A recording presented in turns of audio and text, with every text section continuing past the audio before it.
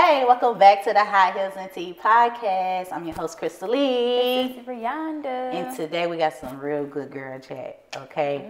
First off, my girl Riri brought this topic to me, and I was just like, that's a good topic. And the topic is it a bad thing for women to get paid for sex? Okay? Money.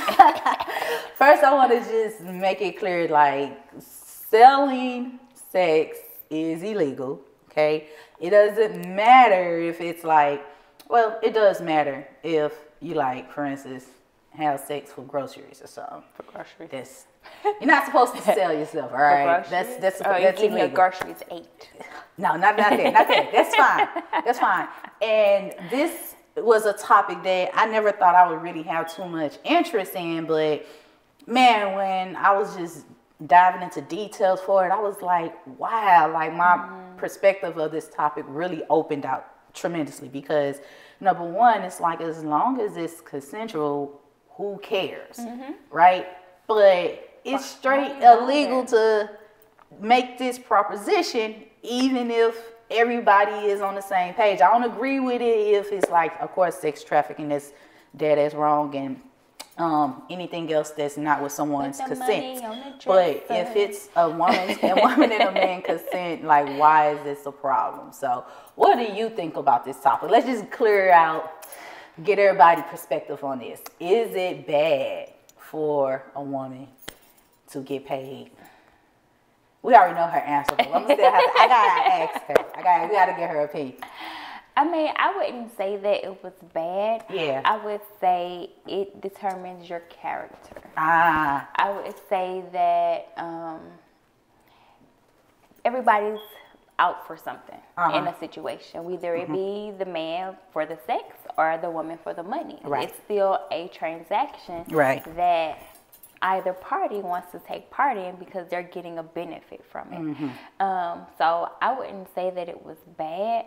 I would say that really it's a part of life. It's also some people's vices. You know, it's a lot of women that actually sell sex because they are nymphomaniacs, or they've been through traumatic situations in their lives. Like a lot of women, or I've watched a lot of movies where women were, exploited, or they were raped, or there was a situation that occurred that basically changed their mindset about the whole dynamic of sex. Bloopers. But for the most part, I feel like it's about your security with yourself as well, because it's like, it's multiple streams of income. It's multiple ways that people can make money. It's kind of very similar to, somebody that's selling drugs. Some stuff is easier, whether it be selling drugs, strippers, strippers that strip, and they, a lot of times they have situations where they go in the private room, they get additional money for doing something strange for a piece of change. It's about what you're comfortable with. Doing. It's about your comfortability. As I say, your character, your expectation about, how you look at things. Like, okay, but me personally, I don't see anything wrong with it. I don't think that, to each his own. To each his own. So, how do you feel? I mean, I think you definitely, like, grew up with a certain perspective about it because of the things that you were taught, about a woman that chooses to make those type of decisions and things like that. But being a grown ass woman is like, my morals ain't set up like that. I don't see myself making those type of decisions, but something I told you before is that everybody got a price. I don't care.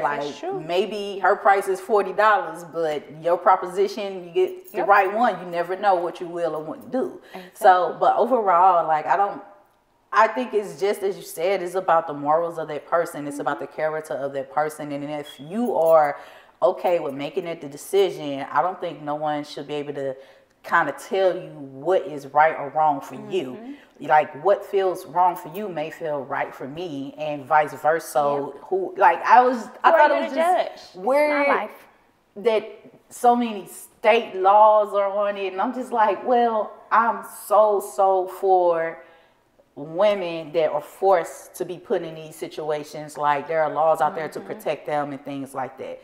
But if that's your thing, then that's your thing. To each his own, baby. To each his own. Like, I don't know. I thought that was kind of and then on that point of view as well, like, just think about this. It's so many people out here that just basically being used, or men are just having sex with them and throwing them away, or they just getting they just getting the wet vaginal area.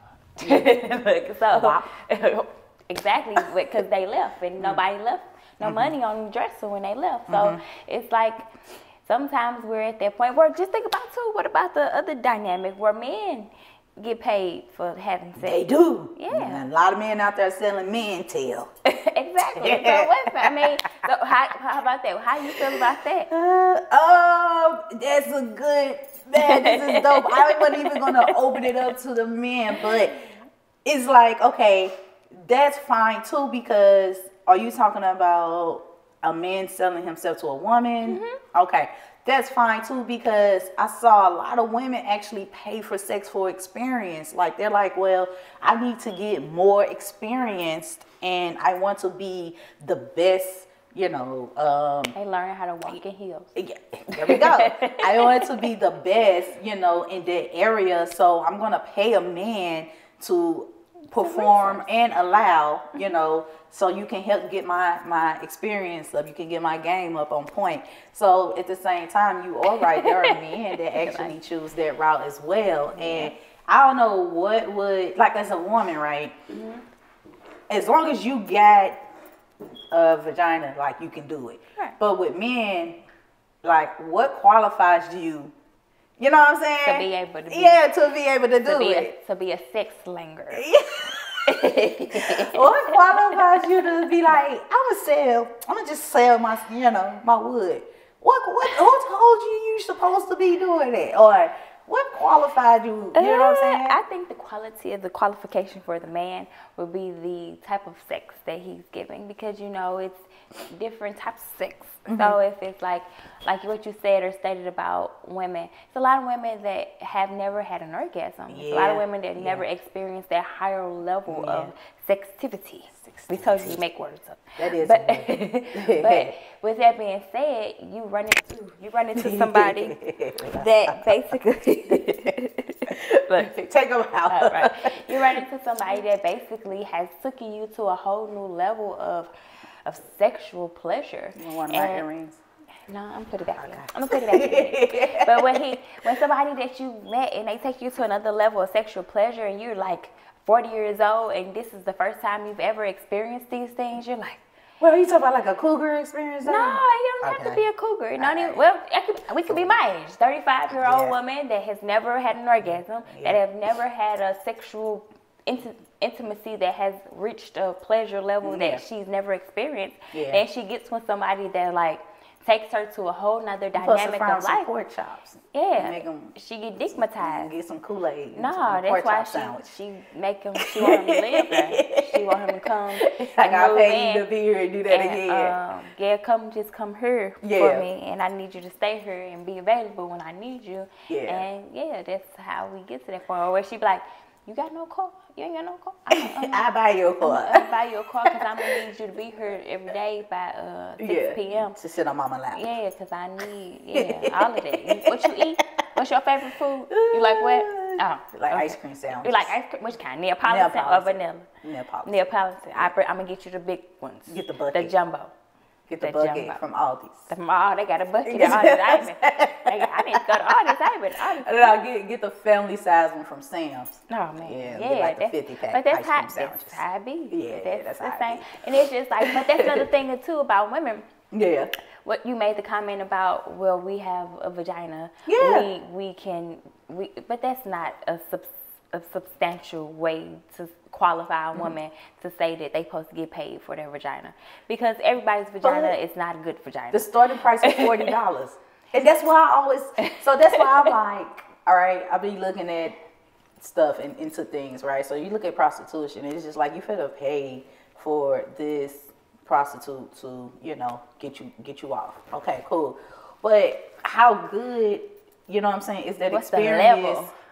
Is it really worth you making that decision? You know what I'm saying? To say, I want this particular pleasure, right? And I'm going to pay a prostitute to give me this particular pleasure, and it's just like, well, did you like it? Was it worth paying for it? Like, I don't know. It's kind of weird. Like, that's a good question. Like, viewers, have you guys ever had a prostitute that was not worth your time? Ooh.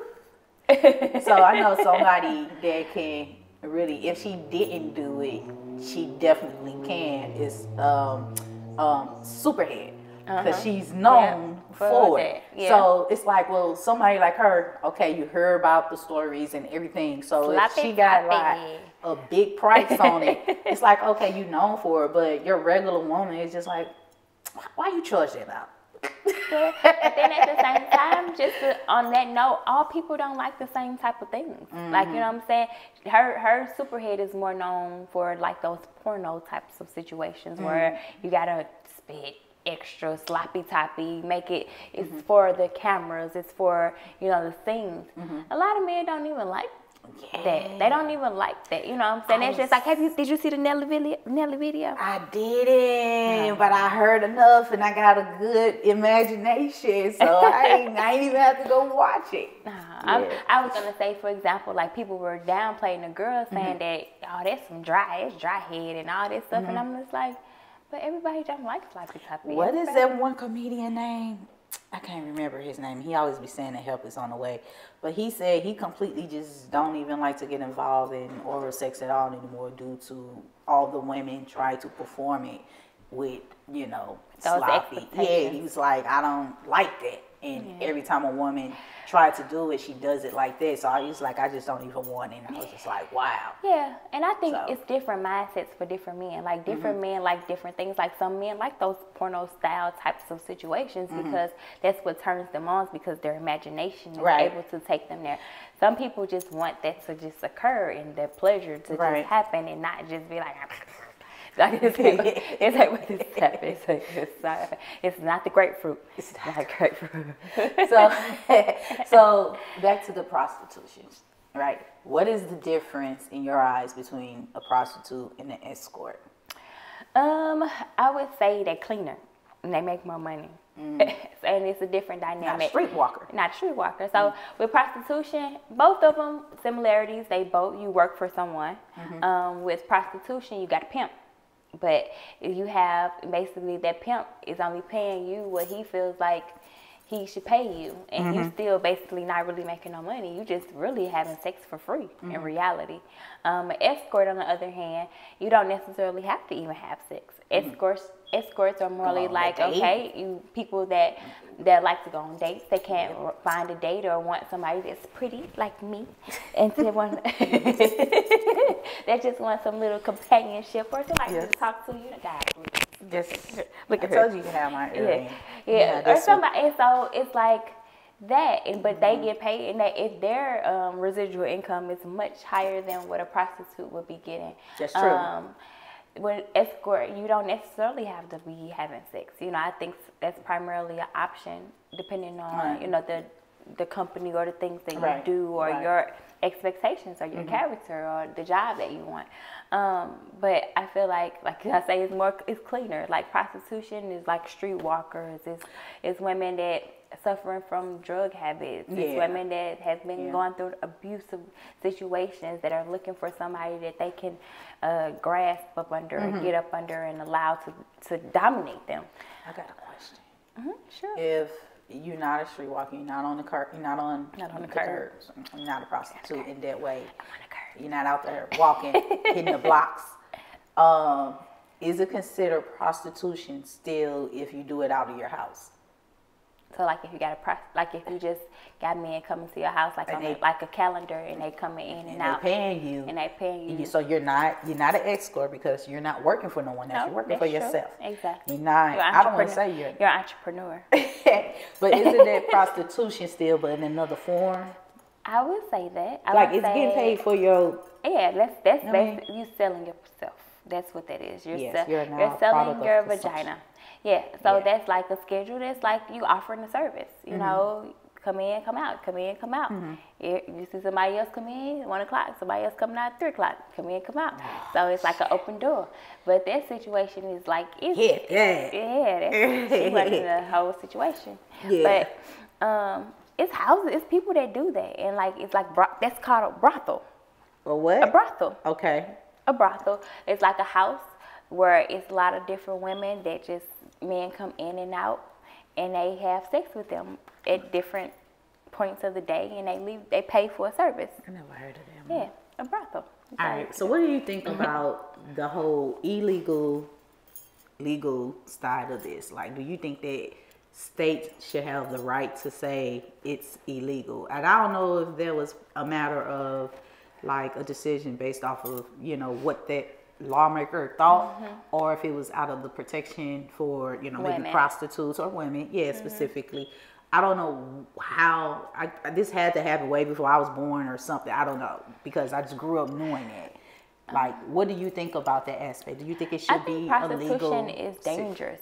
Yeah. I think it's dangerous. But it's your choice to make that decision. I agree. That's selling drugs is dangerous. Yeah, but it's a different. Everything is dangerous. Everything dangerous. It's always going to be a downfall. It's dangerous for me to eat a cheeseburger on my birthday is weeks away. That's dangerous. That's danger there for you. But the thing is like you're outside, you get into strange people's vehicles. Yeah. They're taking you to this, whether it's your hotel that you frequent or somewhere else. Yeah. And you're doing something with these individuals, and you're having to trust them, you know, and you don't know what the situation is. This can be just a random person that's just looking out to come and kill. Which happens. It's serial killers. It's all on Netflix. Oh, yeah, serial killers. Criminal Minds, everywhere. It's all on Netflix. Like that prostitution. Yeah. Like on Criminal Minds, it's like the son that mama used to beat him when he was a kid. So he hate all women. So all the prostitutes. So the first woman that he loved turned into a prostitute. Yeah. So all the women have a son. Like, it'd be like, go. All of them. They all gotta go. Yeah. Like, what is going on? So, yeah, you make a good point. Yeah, so I just think that I don't know, prostitution is kind of like, you gotta really, I don't know, it's a self-esteem situation. I just watched a movie too about this. Okay. Talk about it from a self-esteem type standpoint. I just watched a movie. The lady, it was a movie on Tubi. I know them Tubi movies been good. But the lady, basically, she had been raped as a kid. Mm-hmm. She was in foster care. She didn't have any family. Mm-hmm. She had got, as a young child, somebody snatched her up and put her in, started having her sell her body for sex. Mm-hmm. She ended up, one day she was in a situation where she was running from a guy doing prostitution and ran into a church. This particular church that she ran into, they had just hired a new pastor to run the church.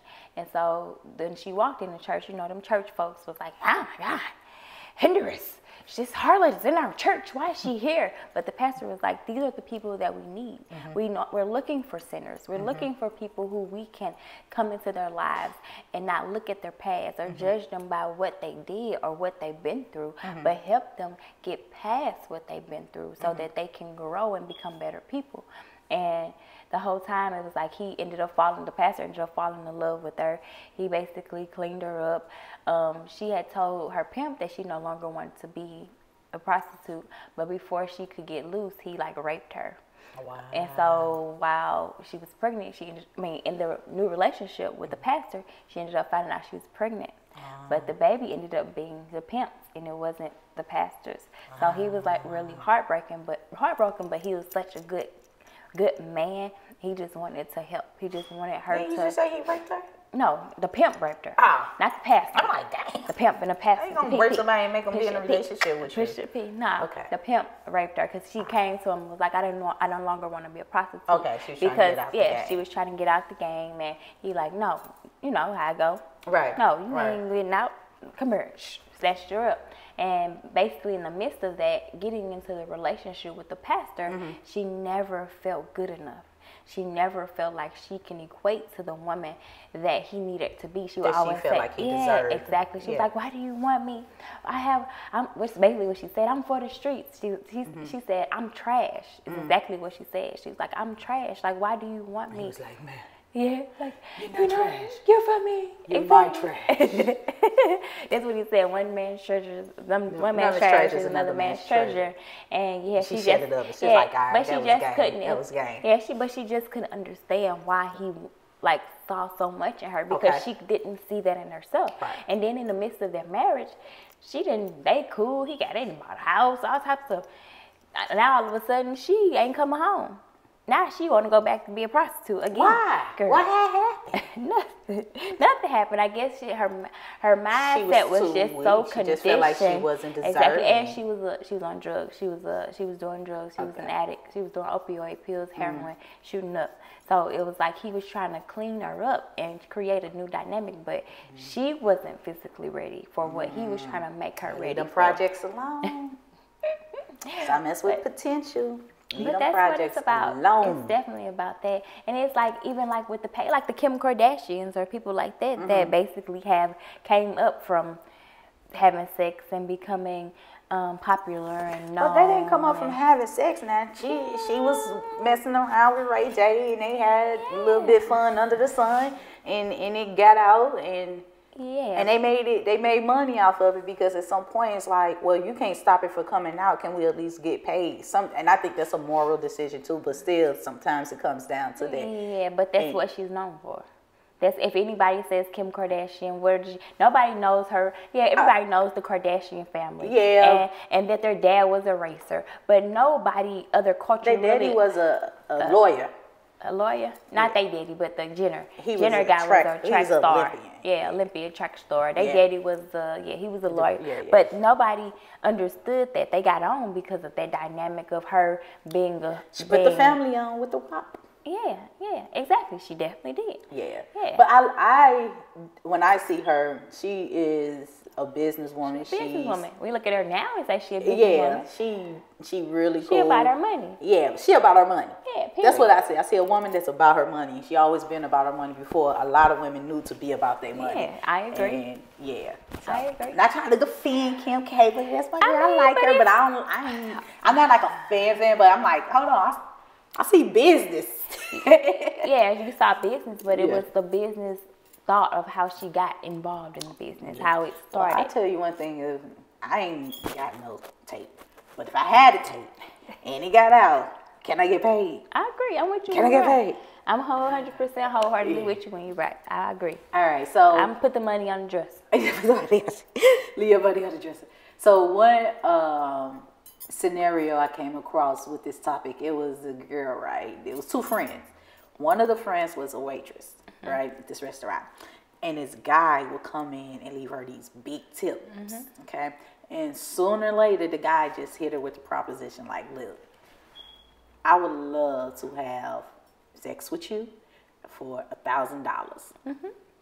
Are you up for it? Like, I think you're pretty, whatever. And so the girl was like, the friend said, the guy wouldn't be someone that, he wasn't bad looking, but he wasn't her type. And it's like, well, he's giving you these tips, large tips to give you hints that, okay, I like you.